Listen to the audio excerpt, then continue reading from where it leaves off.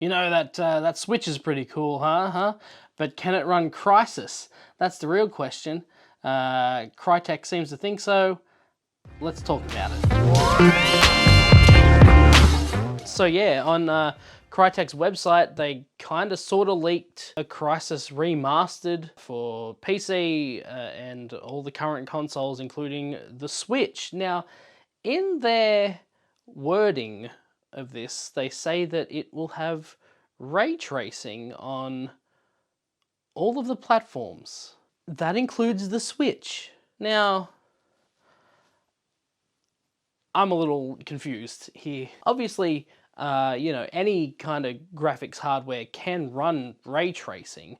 It's not platform agnostic, as much as Nvidia would like to make you think that. But Crytek have been talking about the ray tracing in their latest CryEngine update for a while now. They put out a demo a while ago that's kind of like cyberpunky street nighttime with reflections and stuff. And if you have any kind of card, it doesn't have to be an Nvidia card, you can run that test and see what kind of benchmark you get out of it. So the technology exists, it works, I've seen the proof. That being said, the Switch is powerful for a handheld, it is, but you know, they've got The Witcher 3 on Switch, and that, you know, that you can play it. It doesn't look great, but you can play it. And Crysis, you know, the time it came out was crazy demanding for the hardware that was out at the time. I had an Nvidia 8800 GT that was supposed to be like the best card to run Crysis at the time, and it ran it okay. It still ran like garbage. Even today on my RX 480, Crysis is pretty shit. So unless they've performed some kind of magic to get this game running on Switch, I don't know how well it's going to run or what it's going to look like. And the fact that they're talking about it having ray tracing, which is demanding, out of sheer curiosity, I want to see what it looks like and how it runs on the Switch if it does use ray tracing. But I can't imagine it looking or running well at all. But Crytek may surprise us. They can be visual wizards at times, so we'll see what happens. Next story, I was asked to talk about Tifa's boobs. She's got them. No, it's fucking weird to me when people argue over video game characters' boobs. Boobs are great. I like boobs. Lots of people like boobs. But they're not real, these ones. These ones aren't real. They're virtual boobs.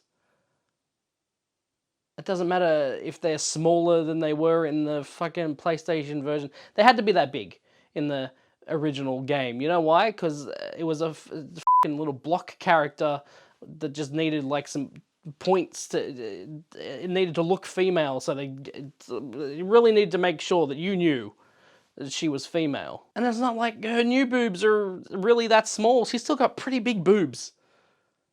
How big do you need your virtual boobs to be?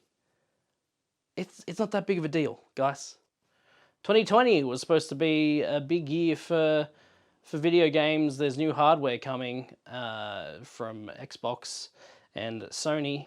But now with the whole coronavirus thing, it's, you know, it's going to be a struggle for not just to get the consoles out, but to also get games out for the consoles. And the rumor today is that there's not going to be a whole lot of units at launch for the PS5, seemingly due to the cost of certain parts at the moment. Sony don't want to spend a whole ton on the launch, I guess. And so there will be not a whole lot of units, and they do want to do a worldwide launch. They don't want to just do, like, say what they did with PS2 and PS3, I think, where they like launched in Japan and then everywhere else. It would seem that they want to launch everywhere. So you know, if it looks like if you want one, you'll have to pre-order it this year anyway, because there won't be many by the sounds of it. It also sounds like Sony doesn't want to lose much money on them, so we could be looking at like maybe not quite PS3 levels of price here, but very close to it. The PS3 launched at $999 here in Australia. I got one at launch. Because I had so much money. And now I don't. Because I bought a PS3. That's where all my money went. So yeah, as someone who doesn't have a ton of money right now, thinking of buying the PS5 at close to $1,000 isn't super enticing to me. But I do want a PS5, so there's like conflicting things in my head about it. And that's our quick stories for today. What are your thoughts on everything we talked about? Do you like Tifa's boobs? Do you think the Switch will run Crysis? Let us know in the comments, and I'll see you again when I make a video.